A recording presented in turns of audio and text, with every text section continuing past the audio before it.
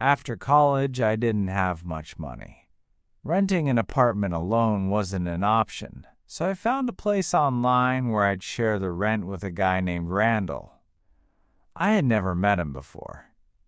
When I arrived, he seemed quiet but polite. He had a heavy Spanish accent and didn't talk much. The apartment wasn't fancy, but it was furnished. My room had a twin bed tucked into the corner, a dresser, a closet, and a TV stand. But one thing stood out immediately: the stuffed animals. They were lined up neatly on top of the dresser, all facing the bed. A rabbit, a dog, some smaller toys, and one oversized teddy bear with glossy plastic eyes that seemed to stare straight at me. When I asked Randall about it, he laughed loudly, almost too loudly, and said his room had the same thing. "Leave them," he advised. "It's the landlord's rule. Respect the house." The answer felt off, but I didn't argue. That night I unpacked, set up my TV, and tried to relax. Around 11, lying in bed watching a show, I heard something strange.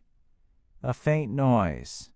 Electronic. It was brief, just a soft click or whir, and then silence. I chalked it up to the TV or maybe house wiring. But when I turned the volume down, I couldn't shake the thought that it had come from somewhere else. From the dresser. From the stuffed animals. I told myself I was being paranoid. The house was old, Randall was weird, and I was tired. I rolled over and let sleep take me. But that was only the beginning. The next day, Randall was gone. I assumed he had work, though he never told me where. The apartment felt strangely empty without him, almost too quiet. I tried to push away the unease from the night before. That evening, as I settled into bed with a book, I heard the front door open. Randall walked past my room, his footsteps heavy in the hall, and shut his door. A little while later, it happened again. That faint electronic noise. This time I was sure it wasn't the TV. The sound was sharper, more distinct. A mechanical click followed by silence. It set my nerves on edge. The following afternoon I came home from work and found Randall in the kitchen. He smiled faintly and, out of nowhere, asked me, "So, what book were you reading last night?" I froze. I hadn't mentioned the book to him. I asked what he meant, and he clarified, "The book on your bed. I saw you reading it." His accent was thick, but the words hit me like ice water. "How did you see that?" I asked carefully.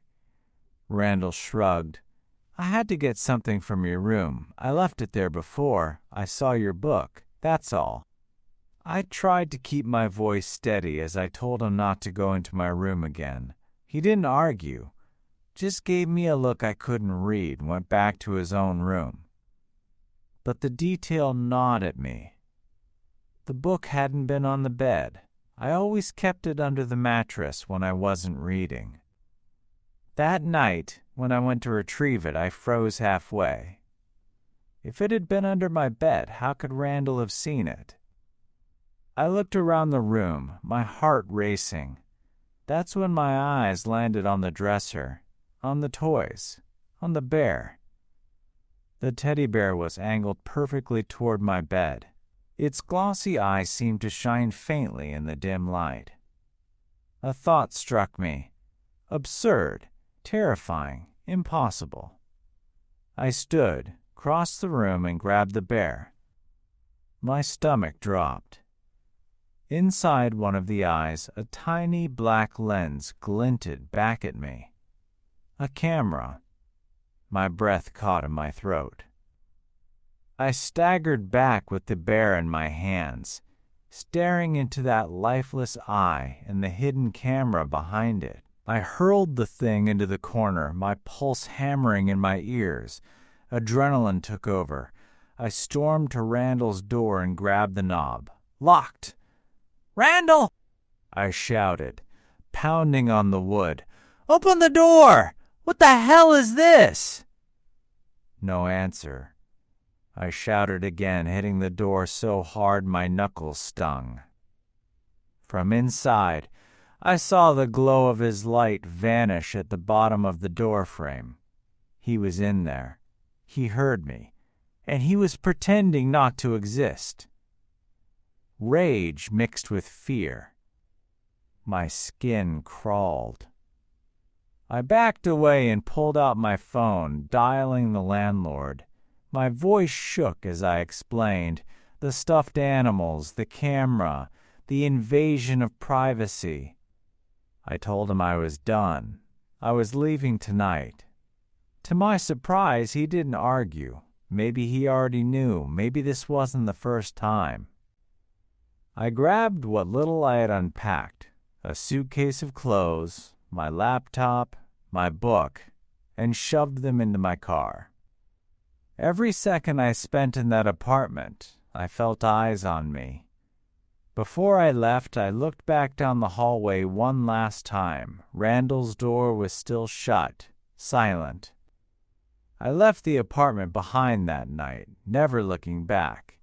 The landlord never contacted me about rent, and Randall never tried to reach me. But the image stayed burned into my mind. That glossy bear's eye, that tiny lens, watching me as I slept, as I changed, as I lived. Ever since then, I can't stand stuffed animals in a room. If I see one, I turn it away or leave, because I know better now. I know that sometimes the things staring at you aren't toys. Sometimes they're people. It was the summer of 2016 when our new neighbors invited my family over for a barbecue. It was already dark when we walked across the lawn into their backyard. My mom, dad, sister, and me. I'd never met them before. Just 3 people lived there, a middle-aged couple and their teenage son. The father struck me as the friendliest of the 3, making easy conversation with my parents. The mother, however, carried a cold, almost detached presence. She smiled when spoken to, but her eyes never seemed to match the expression. And then there was their son. His name was Jeremy. Jeremy didn't say a single word. He wandered aimlessly in the yard, his gaze darting everywhere. Trees, fences, sky, but never the people in front of him. Except sometimes he looked at me, not quick glances, but heavy, lingering stares that made my stomach twist. Each time our eyes met, I forced myself to look away. Dinner passed slowly. Hot dogs, burgers, forced laughter from the parents trying to get along. But I couldn't relax. Jeremy's silence was heavier than any conversation. After finishing my food, I slipped out early, muttering an excuse to my parents and hurrying back home. The next morning, I walked to school as usual. It was only a few blocks away. When I passed the neighbor's house, I felt the prickle of eyes on me. I turned just in time to see a figure duck behind a tree. My pulse jumped. I kept walking, faster now, pretending nothing was wrong. But as I reached the last block before the school, I turned again. Jeremy. He was crouched behind a bush, his long hair unmistakable, his wide eyes locked onto me. I didn't run, but every step felt like an effort. By the time I reached the school doors, my skin was clammy and my chest tight. That afternoon I told my parents. They didn't laugh, But they didn't panic either. They went next door, spoke with his parents, and returned with a simple explanation. "Jeremy isn't like other kids," his father had said. "That was enough for my parents." They told me to ignore him. Ignore the fact that their son had followed me across the neighborhood, hiding behind trees and bushes. I tried to move on. Later, I sat outside on the patio with my homework. The air was warm, the sky fading from orange to blue. For a while, I forgot, until I felt it again, that sharp awareness of being watched. I turned my head. Up in the neighboring house, one window looked directly into our yard.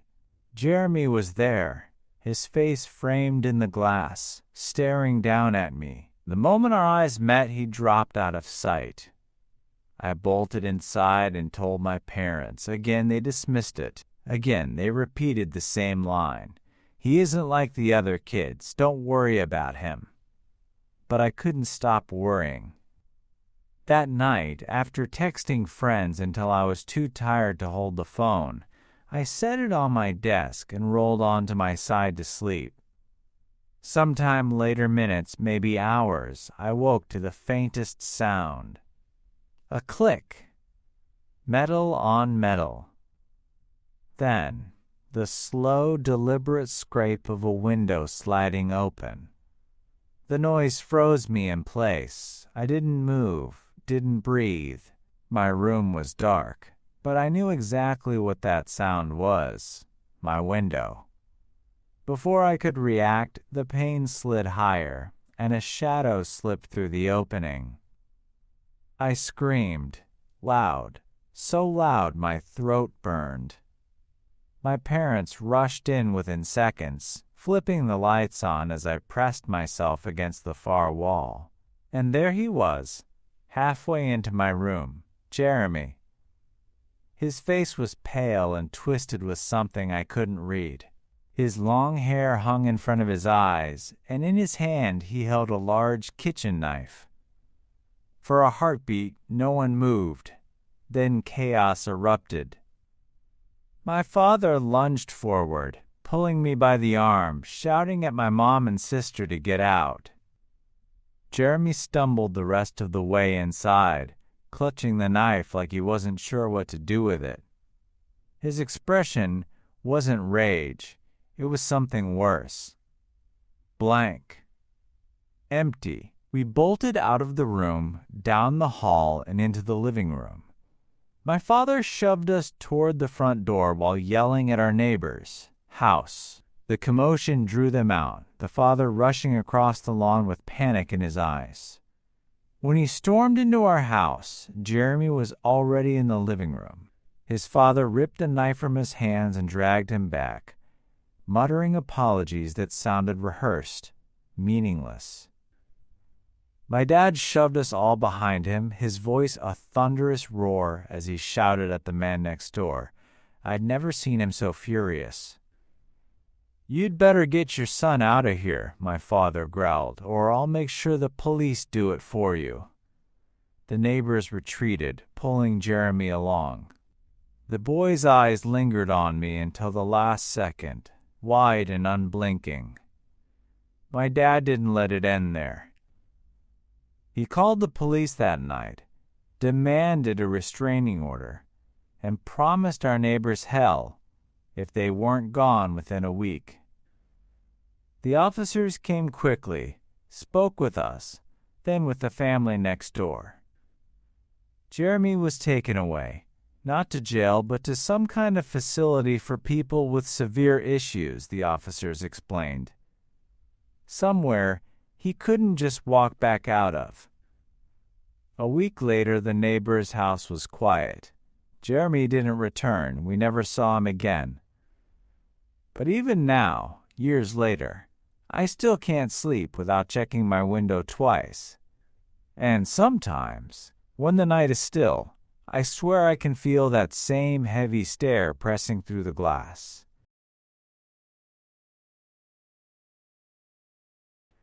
That night was supposed to be nothing more than another drunken blur. Saturdays always meant the same thing for me and my friends. Meeting at the local bar, drinking until the world softened around the edges, then stumbling home on foot since I lived just a few blocks away. By midnight, I was drunk enough that my memories began breaking apart into fragments. Flashes of laughter, slurred words, and a vague recollection of some stranger hovering nearby, trying to talk to me. He blended into the haze of voices and music, and I didn't think twice about him. Why would I? When I finally left the bar, the night air cut into me, cold enough to make my head spin a little clearer. My feet automatically carried me home, as if muscle memory had taken over. The closer I got to the house, the more the alcohol wore off, and with that came an unsettling feeling crawling at the back of my mind. We had a routine, my family and I. A spare key was always tucked under the flower pot on the stoop. Everyone in the house knew about it. And on nights like this, stumbling home half drunk, I always relied on it. I grabbed it, slipped it into the lock, and walked inside. I even remembered locking the door behind me before staggering upstairs to my room. I didn't bother changing clothes or brushing my teeth. I collapsed on my bed, phone in hand, messaging my friends to make sure they got home okay. That's when my best friend texted me something strange. "How did you get away from that guy?" I frowned at the glowing screen, thumbs hesitating. "What guy?" I typed back. Her reply came almost instantly. "The creep at the bar. He wouldn't stop following you around." A sour weight formed in my stomach. I tried to recall, but the night was too fragmented. Just blurred faces, background voices, nothing specific. That's when I heard it, the sound of the front door unlocking and creaking open. For a second, I froze. The only thought in my mind was my brother. He was always out late. Maybe he had forgotten his key. Maybe he'd just gotten home. I texted him immediately, but before he could respond, I heard heavy footsteps moving inside the house. They weren't casual, familiar footsteps. They were deliberate, slow, measured. Then my friend texted again. "He left the bar right after you, I swear." The footsteps were climbing the stairs. The staircase creaked with each step, the sound cutting through the silence of the house like a knife. My drunken haze evaporated in an instant, replaced with a pulse of adrenaline so sharp it hurt. Whoever was in the house was getting closer. The footsteps stopped, right outside my bedroom door. I barely breathed as the doorknob turned with the slowest, quietest click. The door eased open just enough for a shadow to slip in. I whispered my brother's name, desperate for it to be him. No answer. The door shut again. But I didn't hear retreating steps. No movement at all. It was as if someone was just body, standing there, inches from the threshold, waiting. My phone buzzed in my hand, nearly making me scream. A message lit up the screen. From my brother. "What do you mean? I'm not even home. Why do you keep opening the front door?" My blood turned to ice. He wasn't home. My mom was away for the week. That meant the person outside my door was a stranger. My heart hammered as I dialed 911 with shaking hands. Hearing the operator's calm voice only made the dread worse. Like saying it out loud solidified the nightmare. I tried whispering my situation, describing what I thought was a break-in. Then, with trembling fingers, I reached over and flipped on my bedside lamp. The room filled with pale yellow light. And that's when I saw him. A man was standing in the corner, pressed against the wall by the door. His body was half hidden in shadow, but his eyes reflected the light, wide and unblinking.